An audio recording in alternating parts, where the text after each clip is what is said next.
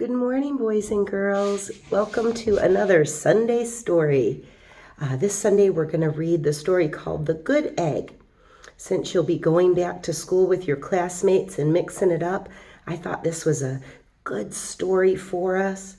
When my daughter, Miss Bailey, our music teacher at preschool, went to school for the first time, she would come home and I would say, "How was your day, sweetie?" And she would tell me all about what the bad kids did, all about the kids who got in trouble and what they did wrong, instead of worrying about how her day was and what she did.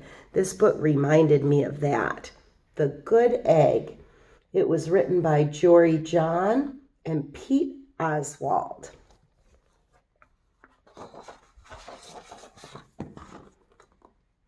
Oh, hello. I was just rescuing this cat. Know why? Because I'm a good egg. It's true. I do all kinds of things, like I'll carry your groceries, I'll water your plants, I'll change your tires, I'll paint your house. If you need any help whatsoever, I'm your egg. I've always been a good egg. It's been this way from the start, even in my earliest days, back at the store. There were a dozen of us living under one recycled roof. There was Meg and Peg and Greg and Clegg and Shell and Shelley and Sheldon and Shelby and Egbert and Frank and other Frank. The other 11 eggs weren't on their best behavior. They weren't exactly good. They ignored the bedtime. They only ate sugary cereal.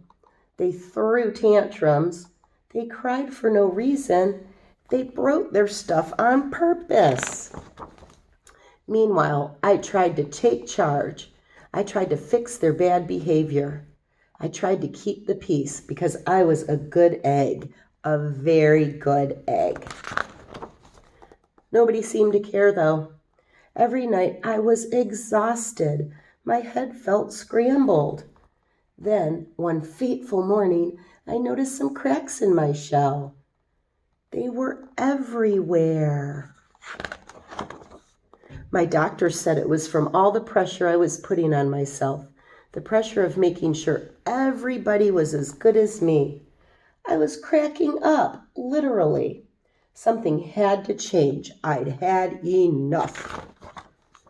I told Meg and Peg and Greg and Clegg and Shell and Shelley and Sheldon and Shelby and Egbert and Frank and other Frank that I was leaving. "I can't be the only good egg in a bad carton," I said. "Blah, blah, blah," they replied.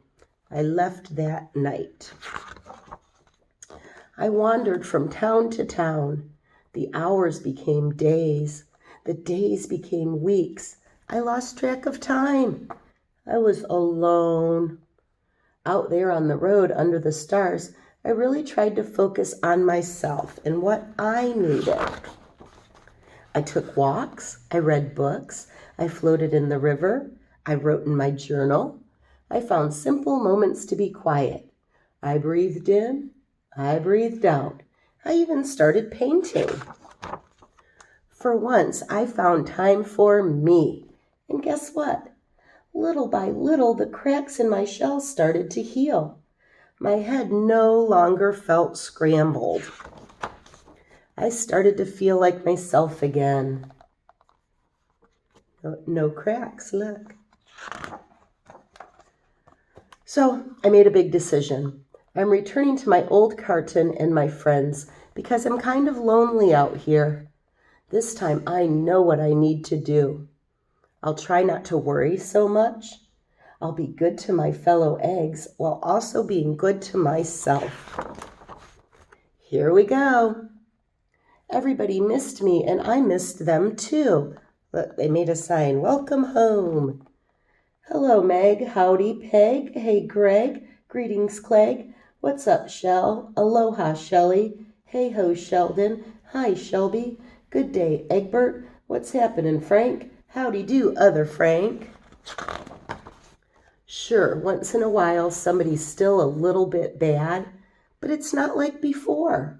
Here's what I realized. The other eggs aren't perfect, and I don't have to be either. I'm okay with that. Yep, the old carton is back together. We're a solid dozen again. It's good to be home. That's a cute story, huh?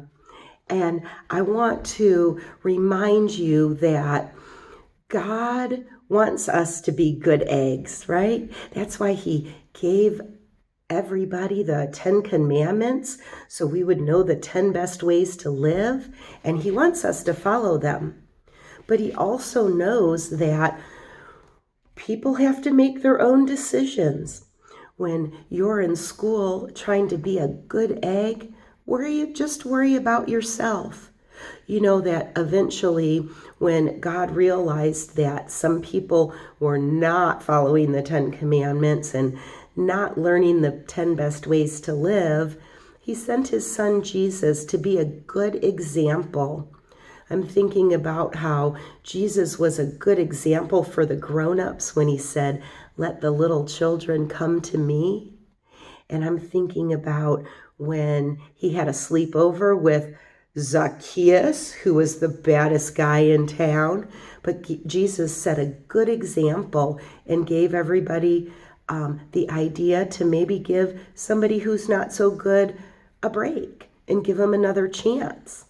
And you can set a good example by being a good egg and doing just what you're supposed to do. But don't worry about the others. They'll probably see what a good egg you are and follow your example. And when they do, then you can